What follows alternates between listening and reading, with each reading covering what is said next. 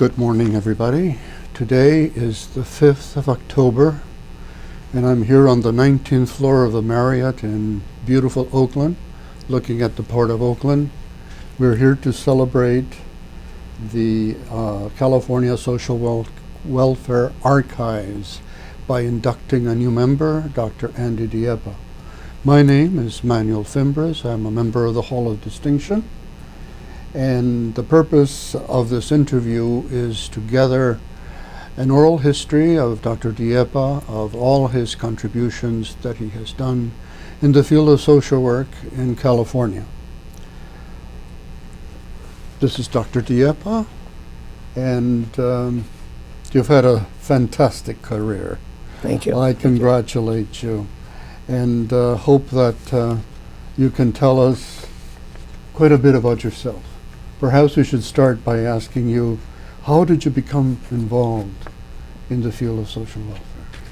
My involvement in social work began in 1968. I was actually attending Boston University School of Theology, getting a master's degree in theology. That was also the very beginning of the civil rights movement. I was in a class a year behind Martin Luther King at Boston University School of Theology. Back Bay.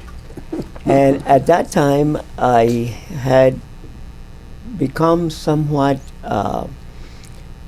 dissatisfied with the how we were doing or not doing in churches in reference to the civil rights movement that was just beginning. And I decided to transfer from the School of Theology to the School of Social Work at Boston University. In 62? In 69. 69. And in 69, I also, while a student, was offered an opportunity to work in the Southern Federation of Settlement Houses. And in 1970, I lived in the settlement house like the old pioneers who would live in the settlement house. So did I. I lived in Norfolk. And I worked there for, after I graduated, for about 2 years. I founded the Puerto Rican Neighborhood Newcomers project, which was a project devoted to welcome Puerto Rican immigrants coming from the island Into Boston. And at that time, you know, Puerto Ricans were arriving with summer clothing in mid-December, when in Boston the temperature was freezing. And there was a lot of issues and problems concerning the adjustment of Puerto Rican families to life in Boston. There was a lot of discrimination, a lot of oppression, a lot of abuses. And that was my beginning in the field of social welfare and the professional social work. I graduated from Boston University, worked in the settlement house for about 2 years, and then I decided to move to California, where I had been stationed when I was in the service, in the Air Force, and I applied for the master's degree in public health at UC Berkeley. And I had a vision that public health and social work were two fields that should be combined. And so I entered Berkeley, completed my MPH, my master's in public health. I believe it was in 61, 62 approximately. And then I moved to Fresno, California. Fresno, the raisin capital of the world, huh? And in Fresno, I became the director of the North Avenue Community Center, which was a center devoted to serving African Americans in the west side of Fresno. A very poor community, very discriminated. And the center provided a variety of services, including helping them to rebuild their houses. We had a special project like that. We provided clinical health services, counseling, youth services. And I worked there for about approximately a year and a half. Well, you've responded to three questions. One was to ask you about the political, social, and economic climate, and then a brief summary of the positions that you have had, and you've hit all three of them, Andy. Well, that's only the beginning. Actually, let me elaborate a little bit on the climate, because let me say to you that after I came back from Korea, I was flying on B-29 bombers, and I flew about 42 combat missions in Korea. 42? Yes. And I came back and I saw discrimination in the Air Force, in the service. Then I had some personal experiences that I never had experienced before in Puerto Rico, in terms of discrimination, in terms of injustices. And let me tell you this anecdote. I was traveling from San Antonio through Kerrville back to El Paso, where I was attending the University of Texas at El Paso on my GI Bill. And with me, I had my wife and my son, who was about 8-9 months old. And we stopped at a small hamburger place, and we wanted to eat lunch, and I wanted them to warm up my my son's milk. Uh-huh. So we went in, and we noticed that everybody was looking at us. Remember, this is Texas. And they refused to serve us a hamburger, but they also refused to warm up The milk. the milk for my son. Here was a man that had given placed his life in the front lines, in combat for my country, and I couldn't even be served a hamburger or have my baby's bottle warm up. All those experiences led to a very deep consciousness on my part about something is intrinsically wrong in our country, in our society. And I lived through the whole civil rights movement and struggle era, from Baton Rouge, 1953, the first bus boycott, Montgomery, Alabama, and I began to rethink my life, and said I have to be able to contribute to the struggle. And the climate that I saw in those days was one of oppression, not only against African Americans, but against Puerto Ricans, Latinos, all Latinos, Mexican Americans in California. And I decided that I was going to do something very personal about it. And I began to think about it. That's why the change from theology into social work, because I felt the profession of social work could be, for me, an opportunity to make a contribution. However, I found out that the social work profession, ASW and CSWE, the Council on Social Work Education, the two institutional organizations that represented the profession, were equally part of the climate that we were experiencing. We were excluded from ASW. We were excluded from the Council on Social Work Education.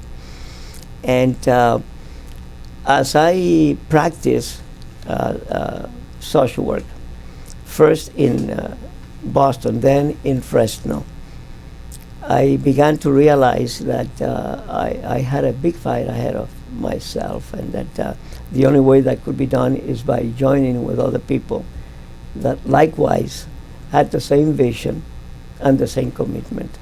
And let me tell you this experience. When I was in Fresno at that community center that was serving African American people, it was when we had the initial fight against closed covenants in housing in California. and they had introduced in the legislature, Assemblyman Radford, the open housing in California to eliminate covenants, close covenants. I joined with the African American pastor of the African Methodist Church and NASW. I used to be a member of NASW at that time, and also a member of MAPA. I was the president of the Fresno County Mexican American Political Association, MAPA, with Bert Corona, Acevedo, and those great leaders of the Mexican American movement in California. And we invited Martin Luther King to be a speaker in Fresno at one of the baseball stadiums. And I had the immense privilege to meet him personally, to share with him and with Coretta, his wife, at that time. Because of my concern and the civil rights movement, I also participated in the first strike that Cesar Chavez organized in 1962 in Delano. By that time, I had moved to the State Department of Mental Hygiene. I was working in mental health. And as the president of MAPA, the Mexican American Political Association, I raised funds in Fresno. I would collect blankets, I would get clothing, and in a state car, I can say that now, I would drive a mile from Delano, in Delano, a mile from Cesar Chavez's house, and Cesar would send a farm worker in a pickup to pick up the clothing and whatever I had. And it happened, and you know, this is a historical fact that I don't think too many people know. In the first strike in Delano, under the leadership of Cesar Chavez, there were 3 ethnic minority groups. Filipino. The Mexican American, the Filipino under Larry Ed Leon, a Filipino labor leader, Very long. and a Puerto Rican contingent.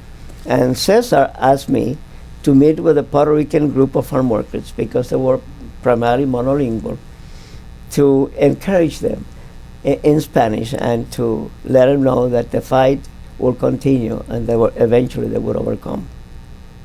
So that's a climate that I found, and those are my beginning efforts to contribute as a social worker, you know, in the battle for social justice, you know, for equality, and to defeat the ugly impact of racism. Did you have any training with Ross or Alinsky? Yes, I did. Sol Alinsky did a training in San Francisco across the bay. At that time, I had joined the War on Poverty. And I was on the board of the, I don't know if you remember Ed Dutton, who was a well-known social worker in California. Yes. And Ed Dutton and a group of us were able to get a grant to train,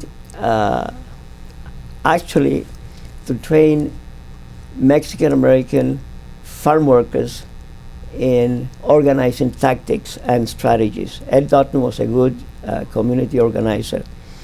And I was on the board of that center. And we brought Alinsky to San Francisco for a training that included us in the center and other anti-poverty workers. You have at least 3 books inside of you, you know? Even your memoirs. Let me tell you, I have, you know, my wife, Margaret, is a social worker. Our daughter, Deborah, also a social worker. They both graduated from USC. And Denise, that you met downstairs, she's a social worker in New York. Her sister, my other niece, who died, was also a social worker. Before she died, she called me and said, Titi Isma, for Ismael, I want you to write that book about your life. And I'm just beginning, by the way. I'm just beginning, because I think that there are a lot of historical anecdotes, a lot of experiences, a lot of people that I met, and a lot of people who touched my life, and a lot of people that I believe I touched their lives. in accomplishing the vision that I had when I started back in the 60s. You were very well grounded in Christian values through your theological training. But when you had that experience of discrimination, not just to you but to your child and your wife, did that play in? How did you keep your cordura, your mental health? You know, I have to tell you, Manuel, that, and this is something that I never share with you when you and I were at San Jose State or my other colleagues. You know, I'm 100% disabled veteran. I have PTSD because I was in combat. Even though I had deep Christian values and all my theology training and all that, at that moment, if I have had a gun, which I had, but I had left it at my home in El Paso, I might have done something very violent. Yeah. I was so angry. And that was one of the things that I had to learn to tame, you know, and to channel my anger. And I think that one of the most therapeutic things in my life in terms of PTSD was my involvement in the civil rights struggle. That was very healing to me. Well, anger can be a source of strength. It was. I was able to channel it in such a way that I was able to accomplish many tasks that goals that I felt were necessary, and I think that my Christian faith and my values, you know, obviously helped me through all that process, you know, because there were many difficult times in my life, you know, as a social worker, as a Latino man, and in fighting to change, you know, those forces in society, you know, that were so oppressive. It took a lot of emotional asset, not just physical assets, you know. Well, as I sit here, I am reflecting on what you're saying.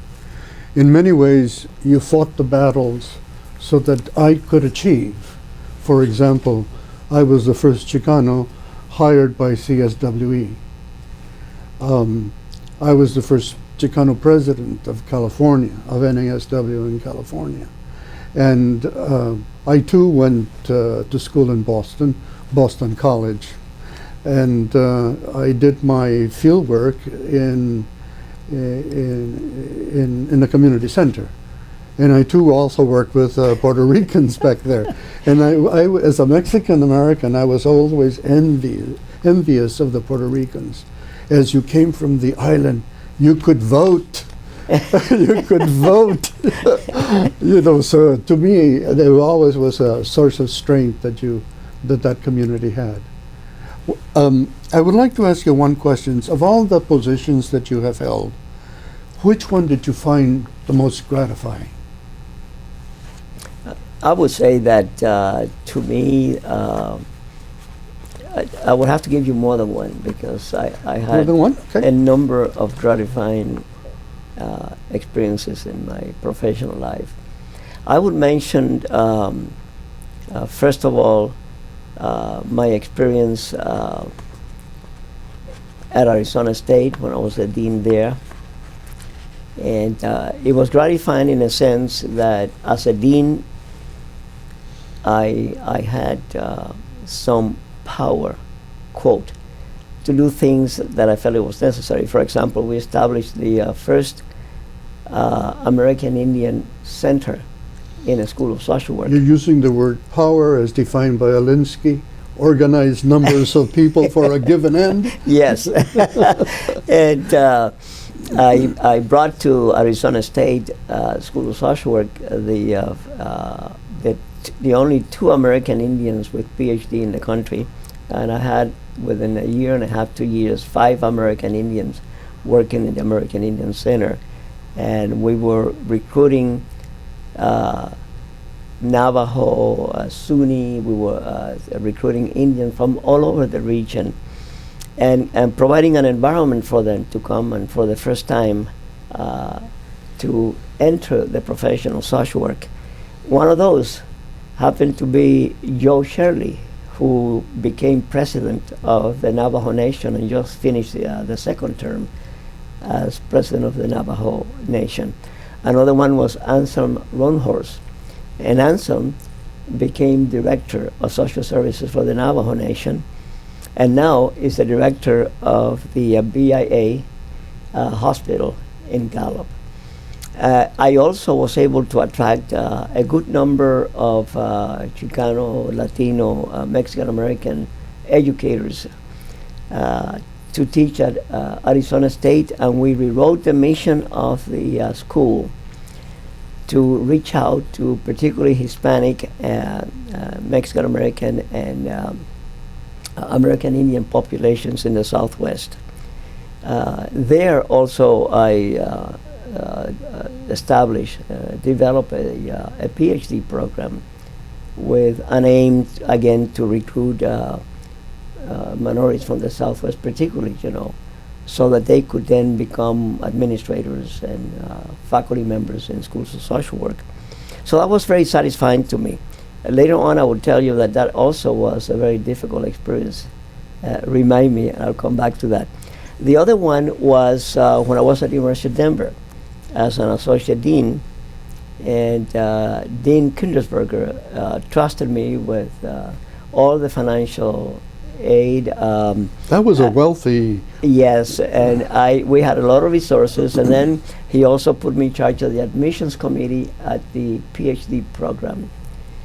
In the 3 years that I was there, in that position, out of the 12 students that we admitted into the PhD program every year, 9 were minorities: American Indian, Hispanic, Puerto Rican, Chicanos, American Indian, African American, men and women. And we graduated, you multiply 9, about quite a few PhD minority social work leaders and educators. Some of them went on to take positions of leadership in schools of social work and in government. The other satisfying experience, I'm going to give you 3, was San Jose State, where you and I worked together. And as you remember, San Jose State was the first school and the only school really developed with a mission to educate and to prepare social workers for practice in Latino, Hispanic communities in California. And when I came, as you may remember, we had a tough time. The enrollment was very low. The resources were diminishing, both nationally and from the university. And we were able to work together as a team. And I have never forgotten that, the way that we pulled together and worked together and were able to redevelop the school. We used to have a language requirement, you remember, Spanish. I remember it well. Which some people felt it was discriminating against a Chinese or a Vietnamese student coming in, and they had to learn Spanish and graduate with a language requirement. We eliminated that requirement, and the enrollment went sky high. We developed a branch in Monterey County. We developed Vietnamese outreach programs, and at one time we had as many as 25 Vietnamese students enrolled at San Jose State University. We had a very diverse faculty, and that was a very exciting time, because I felt that we were making a very genuine contribution, not only to the field of social work, but to a lot of people in California. What strategies did you use to achieve success in these 3 examples? Well, I have always been I tell people I'm a perennial optimist, and I think that's important. It's a virtue of social worker, hope. But you know, when I went to Boston University in my to finish my master's degree, I look at at that time they had what they call the psychiatric casework, and they had a CO and they had administration sequences or specialization. I decided that I had to know about mental health and what made people tick, you know, in terms of psychological human behavior perspectives. And I also had the feeling that I had to know how to organize people and how to lead people. I completed both sequences by staying one extra year. year. And so that taught me that in order to accomplish a social work mission, first of all, you have to believe in people, you know, and you have to realize that you don't do for people, you enable people to do for themselves. And whether it was dealing in mental health on a one-to-one or dealing in the CO in terms of bringing changes in the community or accomplishing the task that I just mentioned before, I always believe that it was critical that you motivate people to believe in themselves and that they have the capacity to achieve. That was always my beginning. And as a dean, I felt that I didn't manage people, I led people. And if you lead people, you bring the best out of them. You bring the best out of them. You know, you believe that they can make a contribution, and you motivate them and you inspire them to see what they can contribute to the process and to the mission of the school or the agency that you are working with. I also believe that organizing is a good technique of bringing people together, you know. And to bring people together, you have to think ahead of time what your goal and your objectives are, but you have to have the group, the community, visualize and internalize what that mission, those objectives, those goals are. And in other words, I never impose, as a dean or as a community organizer, my objectives and my goals. You know, I enable the group, the people, to discover what those goals, those objectives, that mission is all about. You mentioned the name of Kendallsberger, Dean Kendall, who is a great name in the social work profession. Who were your mentors? Did you have mentors? Whom did you go for advice? Well, you know, you remember that back in 1969-70, we had the first project in the U.S. to prepare, quote, Chicano social work faculty. Educators. I headed it up. Yeah, Yes. you and you were part of the group. Yeah. Miguel Montiel, but there was a man there, Luis Medina. Remember Luis? Yeah. Who He's back in Colorado. Right. And Luis was one of my mentors. Very gentle man. Very gentle person, a great social worker, great heart, a great mind, and I will consult with him frequently. Another person that I consulted with is a person, you know, is a mutual friend, Dr. Miguel Montiel, who was Miguel. my colleague at Arizona State when I was a dean there. Who was my roommate when we lived in Phoenix. And let me tell you, in the last 38 years, my best mentor has been my wife. Happens to be a professional social worker, but I have turned to her many, many times, you know, for support, for advice. And through the years, you know, We have had others like Dr. Galarza. Ernesto Dr. Galarza, Ramos, Juan Ramos. Emerson Acevedo, Juan Ramos, Bert Corona, who was the vice president of the Mexican American Political Association. Those were elders, that when things were rough, and the fight was hard, and there were serious consequences, I would turn to them for advice, and guidance. From your broad experience, what issues should we be addressing today as a profession, as retired social workers, or Manuel, what should we be doing? I'm glad you asked that question because I'm engaged in New Mexico. I'm on the board of La Familia Incorporated, which is the largest foster care, adoption, and mental health agency in New Mexico, nonprofit.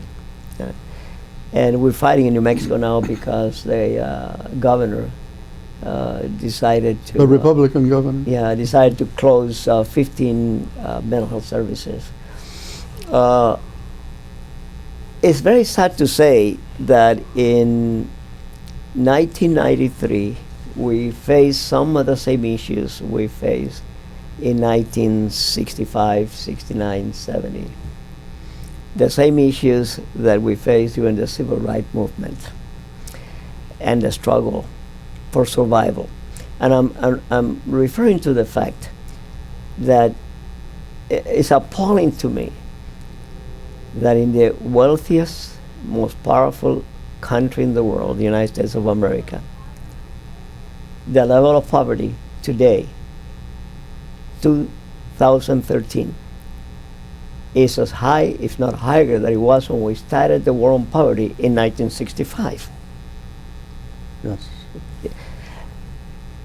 That's one issue that I sometimes, when I lie down and say my prayers, and meditating before going to sleep, I turn around in my head. I say, how come? How come after all of these years? Secondly, we have a critical issue with how we have neglected our veterans. 35% of all the veterans on the street, homeless, on the streets of these cities across the country. All these veterans are mentally ill, PTSD, and you name it. But not only that, there are millions of the mentally ill people that we put out of the state mental health hospitals back in 65 to 70 when we Reagan came with a dream that we were going to develop 500 mental health centers across the country. And out of the blue skies, we put out all of these mentally ill people on the streets. We never crystallized the vision of creating these community mental health centers. The supportive services that were needed. Supportive services. And now we have a population out there, a growing population, a new generation even, of mentally ill people that are totally neglected. And to me, that is is of a critical proportion. The other big issue in the country today is one that I delivered one paper at an ASW conference in New York in 1970 on immigration and the demographics of immigration and the challenge to social work, education, and practice.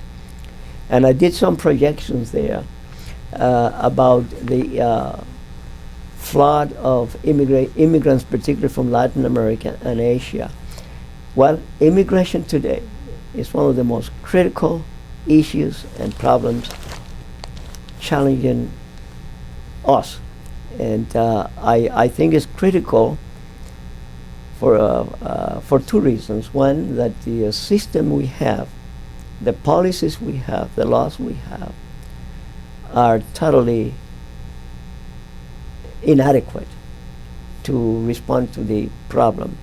And secondly, we have such a huge population of immigrants in this country. Now, education is another issue that besets me, and both public education and higher education. The rising cost. The rising cost of higher education.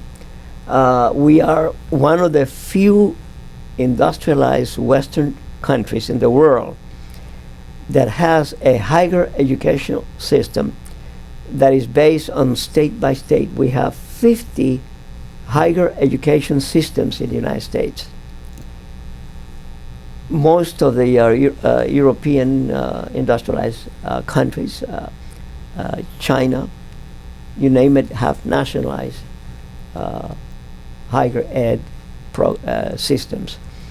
In the public education system, we are still wrestling with a very inadequate public education system in which the system is based on a district by district, county by county, and is supported by state taxes heavily still, even in 2013. Even though the federal government invests quite a bit of money, in public education. Our public education system is an anachronism that goes back to when we were an agricultural economy and when we used to let the kids off to pick up the crops, okay? And hence we only go to school for 180 days. We're still doing that, but we have now an industrialized, high-tech economy. And that's a system that is creating havoc with the lives of millions and millions of our children. And you have to keep in mind, tying that to immigration, that right now in the U.S., 52% of all the children in K through 12 are Hispanic children. I don't know if you know that fact. And they are not undocumented immigrants. They are U.S. citizens. Well, I want for them to get a good education so they can get a good job and keep Social Security going. That's right. That causes the other issue that we have, and this is that we have an aging population.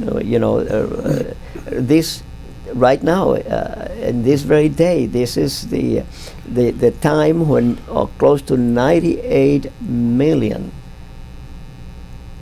baby boomers, 65 and up, are retiring from the workforce, okay? And this is a time also when Alzheimer's has been declared an epidemic. We don't have an answer to Alzheimer's the same way we have it for heart disease, and for cancer. And so we have an aging population. We have this young population that is comprised heavily of ethnic minorities who are the future of our society. But we have an educational system, an immigration system that are not ready to meet those demands and to respond to that crisis. Andy, where is your hope? Well, let me tell you, don't forget what I said before. I'm a perennial optimist. I have faith. And, even though we know that we have serious problems in our society, we also have to realize that we have made tremendous progress in the last 30, 40, 50 years. There's no question about that. We, in terms of civil rights, we are at a very, very different era today that we were when you and I started in the movement. We are not having people of color being lynched on the streets. We have thousands and thousands of Hispanic social workers now practicing all over the country. When we started, Julie Silva and I did a cursory study, and we found that in the whole country, back in 1969, we had 60 Hispanic or Latino social workers. So I think that there is hope, and the hope is that I have is based on the resiliency of our people, the citizens of this country, to continue to struggle and to be able to tackle these issues. I believe that we have more resiliency among the people than we have among our politicians today. Okay, I think that what we need today is, to be honest with you, and I firmly believe that the same way that we energize the civil rights movement, we have to energize a people movement today, because civil rights are still very much in the forefront. Not only for ethnic minorities, we're talking about gay and lesbians, you know. We got to make the next leap in our history to be able to create a society that is truly an egalitarian society, you know. Well, speaking about history, if the history of the Latino social work profession in California were to be written, what would be the highlights? What should be mentioned, in your opinion? You know, we have had some watersheds, you know, in the history of Latino social work. And in fact, I talked to Dr. Miguel Montiel, and trying to encourage you to sit down with me and invite you and a few other people and write that history, because it hasn't been written comprehensively, you know. We have bits and pieces of it. But highlights, you know, I believe that I remember, I think it was in 1969, it would have been 70, when we locked the doors on a meeting of the Association of Deans and Directors of Schools of Social Work in the U.S.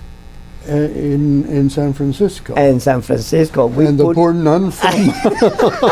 And we put two heavy Chicanos, two big guys, I can't remember who they were, at the door. We locked the door, and we said to the deans, we're going to talk business here about how you, as deans of schools of social work, are going to respond to our needs and the plight of Chicanos, Hispanics, and, throughout the country.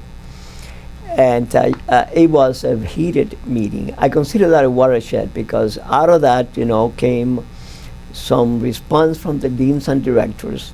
First of all, as you remember, subsequent to that in Cleveland, I think it was at a meeting or someplace in Ohio, I can remember, when Paul Sanchez and you, Armand Sanchez, and Luis Medina was the only delegate in the House of Delegates of CSWE. Yeah.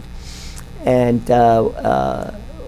we pushed for a resolution that was passed by the House of Delegates unanimously.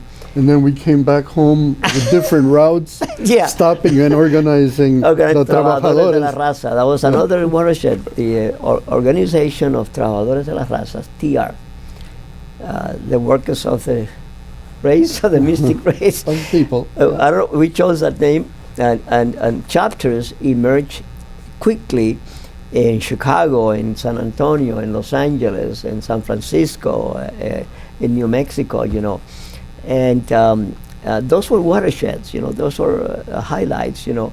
The School of Social Work at San Jose State was founded in 1969. Yes. 1970 with Paul Sanchez, and then Armand Sanchez became the first dean.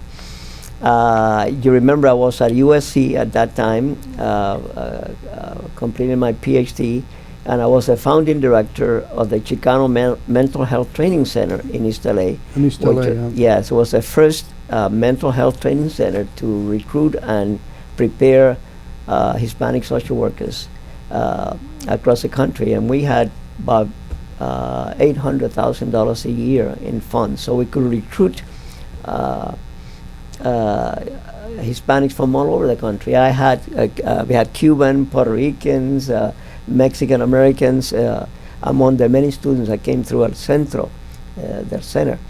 That was another watershed.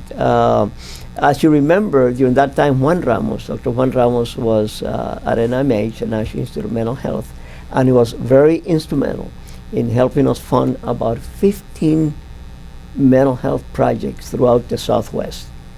They funded Gibson in San Antonio, Guadalupe Gibson at Our Lady of the Lake. They funded projects in Arizona State,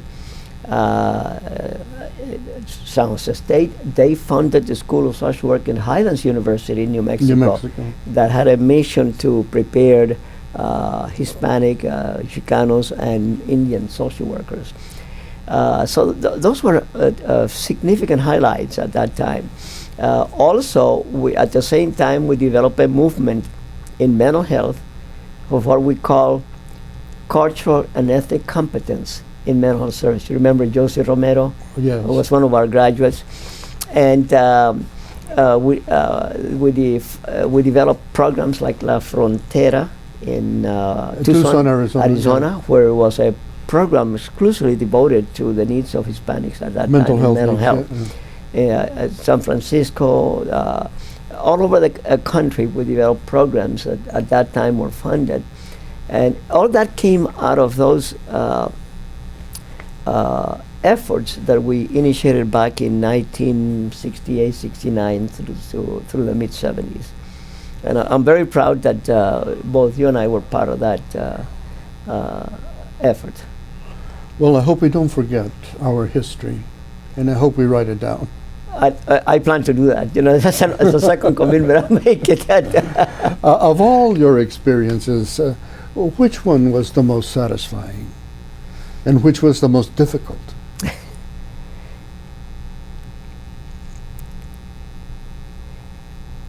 You know, the most satisfying to me, and in many ways I culminated my career, was at San Jose State, I would say. Because, you know, the You fact... moved us Yes. from a little outhouse to the center of the quadrangle. Of the university. Yeah. But beyond that, you know, you remember that we moved the school from a school and we made it into a college. We And you- amplified and we brought in And you added the other disciplines. the other three disciplines, the Masters in Urban Planning, Chicano Studies, graduate program, and we brought African American Studies program into what became the College of Social Work. That was the most gratifying to me because of the special mission the school had, you know, and the symbolism about the struggle back in '69.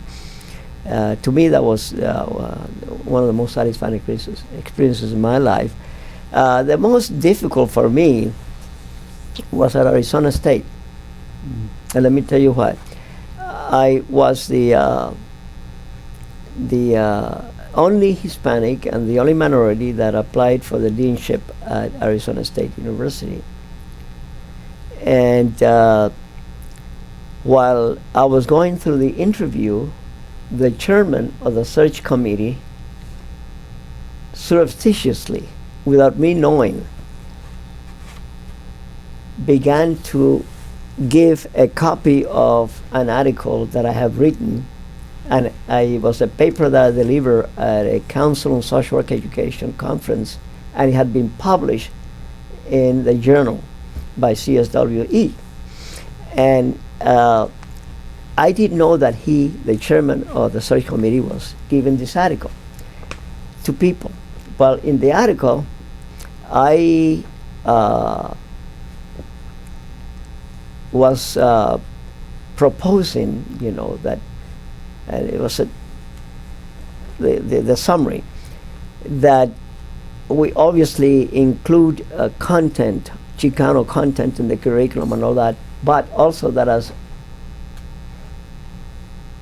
white faculty and deans resign or move, that they hire Hispanic, American Indian, other minorities into those positions. Okay? Well, this is Arizona. Arizona at that time and still is one of the most conservative states in the union. So that paper was subversive in Arizona. And so the chairman of the search committee wanted to undo my candidacy. He wanted to undermine my candidacy.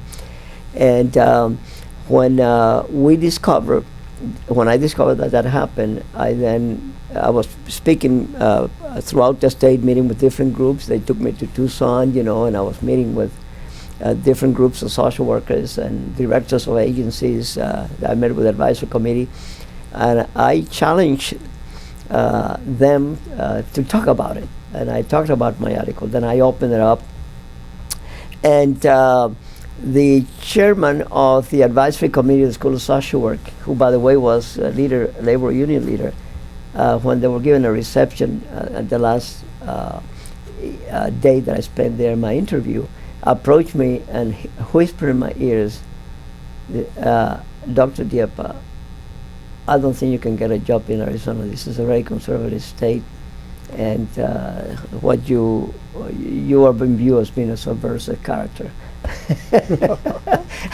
So at that time, San Miguel Montiel was there. Alfredo Gutierrez was the president of the Senate in the legislature, and Raúl Castro was the governor.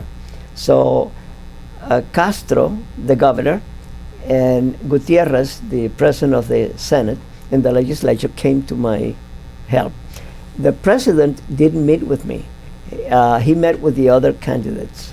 I was the only minority candidate. And he sent his vice president to meet with me. And so when I was doing a site visit in San Jose the following week, an accreditation site visit, he called me. Raúl Castro called him, the governor, and said, "You better meet with Dr. Dieppa, or your funding is going to be sitting on my desk, for my signature, and going to have some problems with that." So he called me. I went and met with him, and they offered me the job. And it led to a lot of excruciating 5-6 months, because the faculty turned against this man who was a chairperson on the faculty. And they passed a resolution condemning him, and they filed a complaint with ASW. And that created a lot of commotion. The Republicans on one side, the Democrats on the other side, fighting over the budget of the university. And I became sort of a symbol of all that struggle. If you had to do it all over again, what would you do differently? I don't think I would have done it any differently. You certainly used power. I used power in a very creative way. To be honest with you, they gave me funds, resources to develop the doctoral program. They supported me completely. And that president left the university, and the governor appointed me to a statewide task force. I gained the respect, and the friendship of many people in Arizona. And I don't think that I would have changed anything. I think that my life is a witness that when you are persistent, when you have a vision, when you believe in people and their capacity to bring change, that you can work with them to do it. And that's the way that it has worked for me, and I think it would work for any social worker that is committed to bringing change in this world. Those are very brilliant words, very beautiful. Thank you, Dr. Dieppa. Thank you. And welcome. Thank you for the opportunity.